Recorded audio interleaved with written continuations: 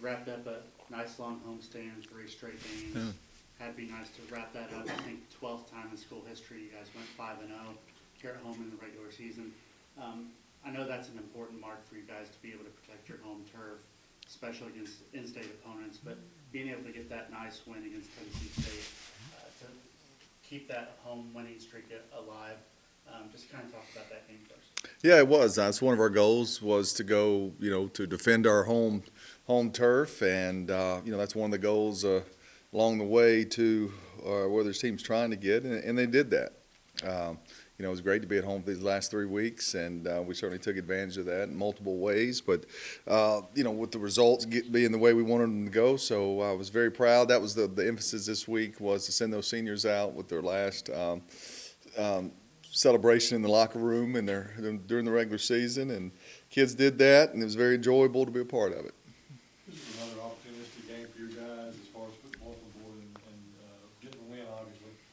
You turn around the phone, you had the fake punt, turn into a touchdown later on, and then obviously the pick six. Talk about being opportunistic all year long. Well, I don't know if anybody, whether you're on the winning side or the losing side, right? You're always going to be. Very few games end up where there's no turnovers, okay, and somebody doesn't make a play. If you're talking, opportunistic as far as turnovers are concerned, but when you got a good football team, those positive things happen for you. As far as the fake punt, I mean, it wasn't a great look. We were very fortunate to be able to convert that. Once again, players make plays, and Rodney Williams makes the block. Corbin Harmon makes the block, and David DuBose makes a good run. That could have very easily gone, the other way. But that's, when all the teams are relatively close. Look at the scores in the conference each week. Every week, we'll keep harping on our team about, we're up 21-3. Then we're up 27-13, and you're one more score of maybe really taking control of the game, and that's been a lot. That's been several times during this win streak.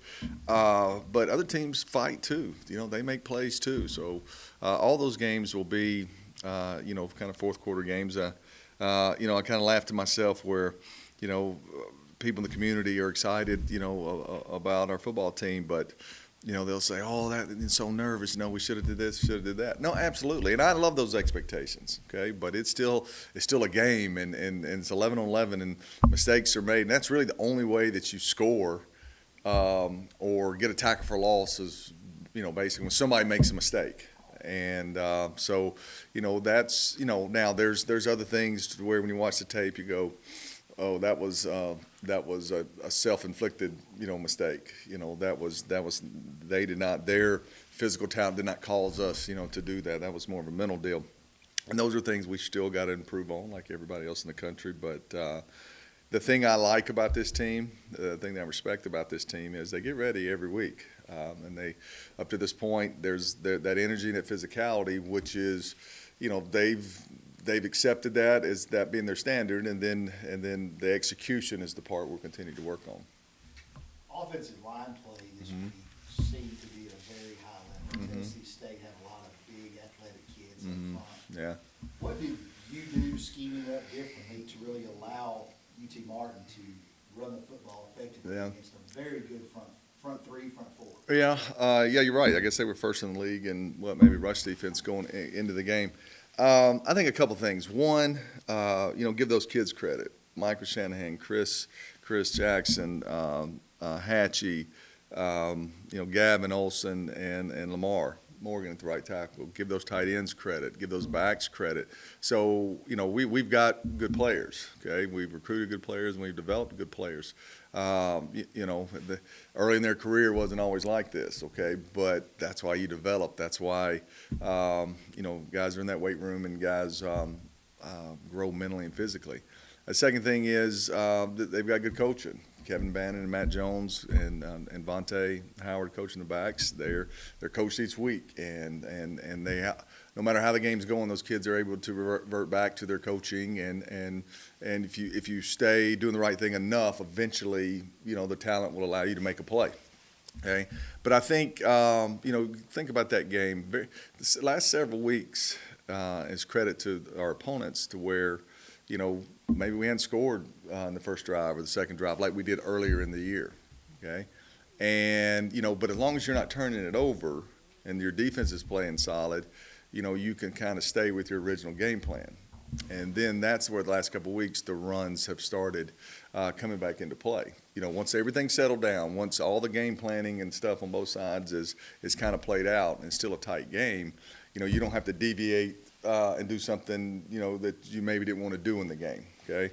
And that's where I give our kids credit for it, to where, would you like for it to work from play one on, right, and get 6 times every time you hand the ball off? But that doesn't happen always. So I think that's where I'm proud of the consistency of that offensive line, to where they've been able to, have a lot of trust in our plan and trust in their abilities, and just kind of stay with it, and eventually those backs will come out of one. And so that's what happened this week again.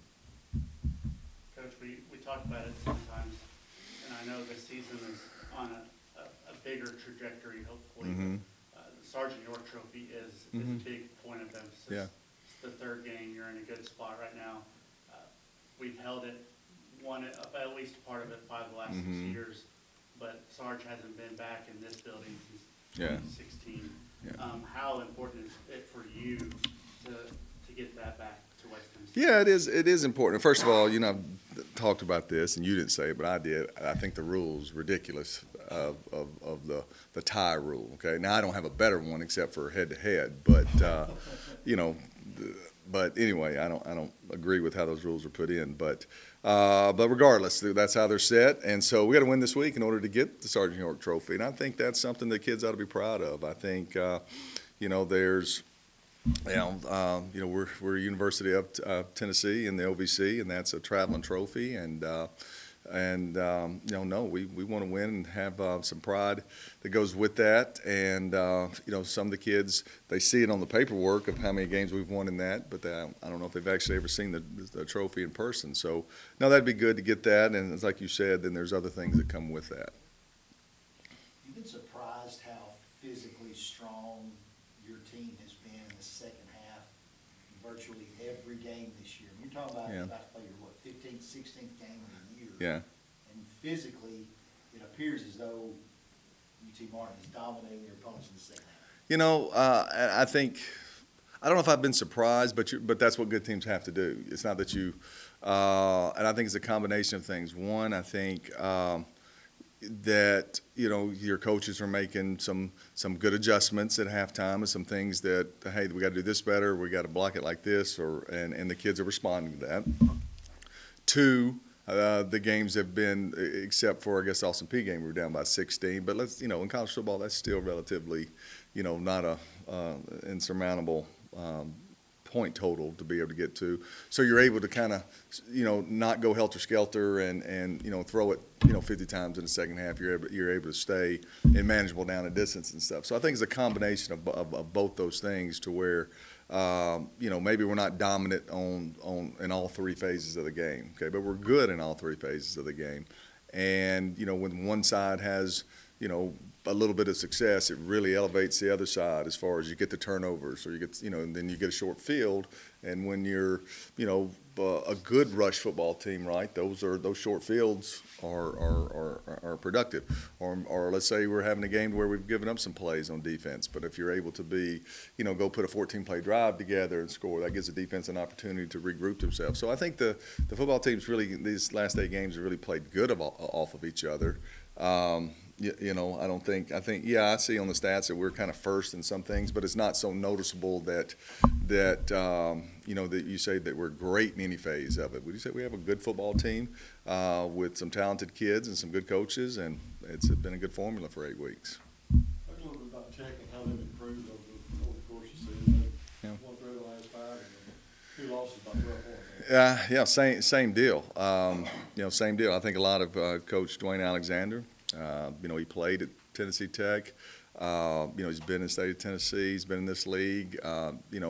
It's important to him. I mean, I can kind of tell that when I meet coaches and been in this league for a long time, the guys that, everybody wants to be good at their job, but sometimes it means a lot, even more to a guy that played there. Okay, and Dwayne's one of those guys.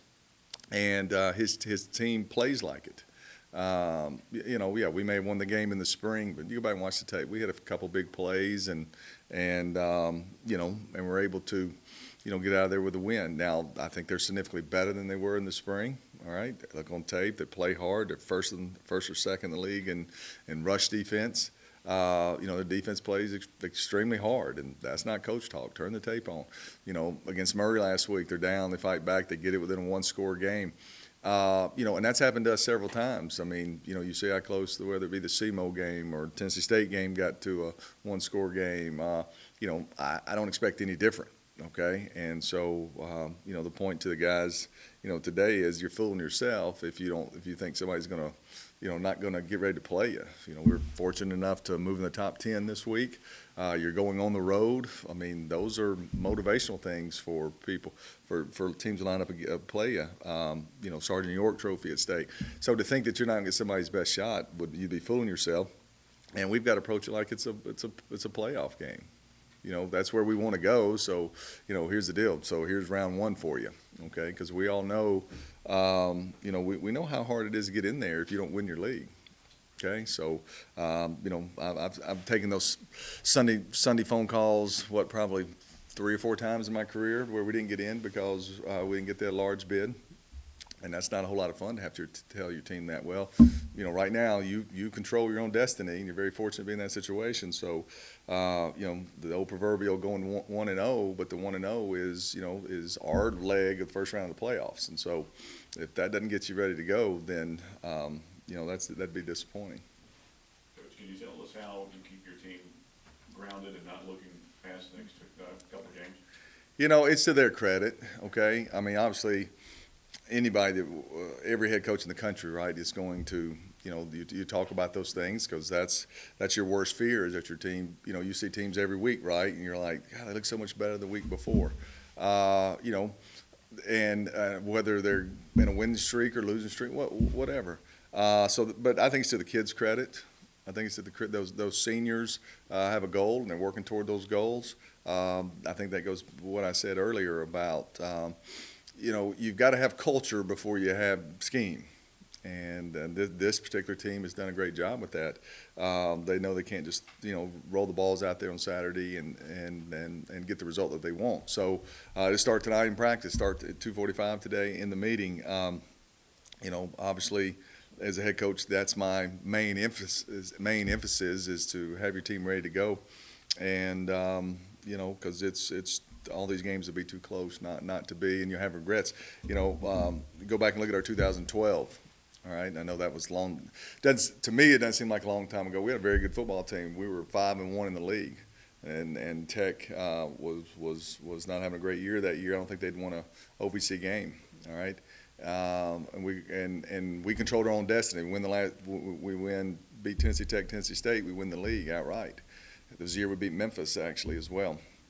And we get a 31-17 lead, and then I guess we thought the game was over, and they fought back to their credit, and we lose in overtime 45-44, and won the next week at home to finish 6-2 in the league, 8-3 overall with an FBS win, and we didn't get in the playoffs. And that team had, I think, 3 guys on offense that signed pro contracts, I think 4 on defense with 1 guy being drafted. And I still remember what that locker room felt like, after that game, the disappointment with it. So, that'll be my reminder today. If you ask, how do you get your team ready? I mean, every opportunity that I have to remind them of you only get so many times in life, really, kind of to chase greatness. Okay, and this is one of these kids, chance from a OVC football national opportunity, and take advantage of it. You'll regret it. What's the effect of being a top 10 ranked team? What effect does that have on recruiting? It's been good. No, it's been good. It creates a different conversation. No, it does. Over the last several years, and I am proud of this. In our league over the last 16 years, we've won the most games. Okay, but not enough championship trophies in that Bob Carroll building. So, so to be in the race this late in the season, proud of that, and so hopefully that does. We're losing a lot of good players, so we certainly got to recruit well and make sure we're bringing the right ones in here. Thanks, Coach. Thanks, guys.